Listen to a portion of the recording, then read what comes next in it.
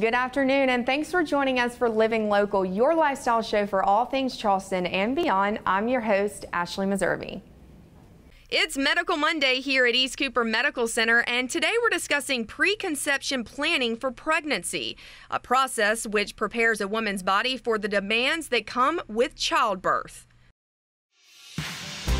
Medical Monday, sponsored by East Cooper Medical Center. Joining us today, Dr. Laura Stickler. Thanks for being here. Thank you. Okay, so we're talking today about preconception planning for pregnancy. Correct. What is that?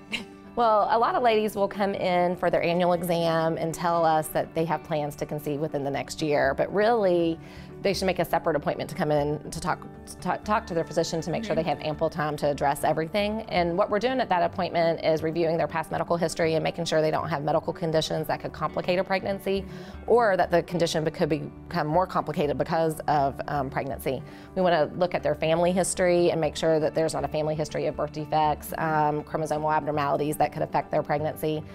Make sure they're up to date with immunizations that would be necessary prior to pregnancy, and then certainly reviewing hot topics like exercise during pregnancy, diet during pregnancy, birthing options, and what their desires for a delivery would be. So do you think that their significant other should be part of that? It's not 100% necessary because it's hard to get one person to the office for an appointment, but if they're available to come, it would be helpful. One, just it's good for 2 sets of ears to hear recommendations and to review his family's medical history, because it's not just the mom's family history that can play a role in pregnancy outcome, but the spouse's family history as well. Talk about some of the things that may surprise people when they are going to this appointment. Are they shocked at some of the things that they're going to have to start doing now that they want to have a child? Right. I think a lot of adults considering pregnancy think it's easy to get pregnant, and that it's commitment. It is. I mean, one, just the act of trying to get pregnant can take longer and be more difficult. You know, we work a lot today. A lot of members of the community travel, so they're not always available to their spouse. So just talking about timing in order to get pregnant, and then I think they don't, you watch somebody be pregnant, you don't necessarily see all the complications that they're having during the pregnancy. So I don't know that people are prepared to realize that maybe they're not healthy to begin with prior to conceiving. And so you're having to get real with them, right? And tell them, like, this is all the stuff's going to happen to your body. I know you're not trying to tell them not to have a child, but like, hey. Well, right. I mean, you think things will never be the same. Right. And you think of pregnancy as being a glorious event, which it is. I mean, it is a miracle, but your body changes significantly. And a lot of times women are not prepared for the physical stress that their body's under.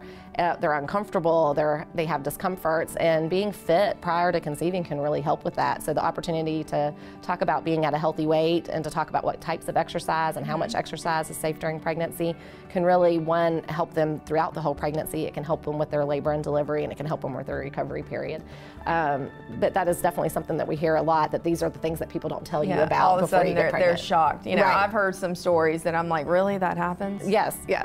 So really, you're giving a what to expect, or what to expect when you're expecting, right? Right. So this is just a precursor for the next appointment, which would be what? Their new obstetric appointment. So once the couple has conceived, then you call your provider's office and they get you scheduled for a new obstetric appointment, which is a longer appointment. It's usually one that the partner would want to be at, and usually that's scheduled at about 8 weeks. And then certainly you see somebody sooner if they're having a complication already. So as an OBGYN, what is kind of your role in helping plan? I mean, aside from looking at their history and all of that, how do you kind of take that through the whole process? Well, one, again, we kind of talk about the act of actually conceiving and how like to the make best ways to conceive and well, stuff? the best, like, here's what you need to do. More the best timing gotcha. and things like that. Making sure that they've got the appropriate dietary supplements like folic acid and a prenatal vitamin, vitamin D and calcium, that they've got a good multivitamin or a prenatal vitamin that's giving them all their needs.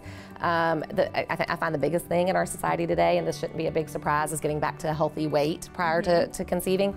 Being at an unhealthy weight can make it more difficult to conceive, and it can certainly increase complications as well as prematurity. Because don't you think people think, oh, well, I'm gonna get fat anyways, we might as well not worry about it, right? Right. A lot of people think you're eating for two, and that's okay. So it's important to talk about what the actual caloric needs for a pregnant mom are, and those those vary depending on if you're starting out underweight, at weight, or overweight. Alrighty, well, thank you so much, Dr. Stickler. And as always, you can go online for more information at eastcoopermedctr.com.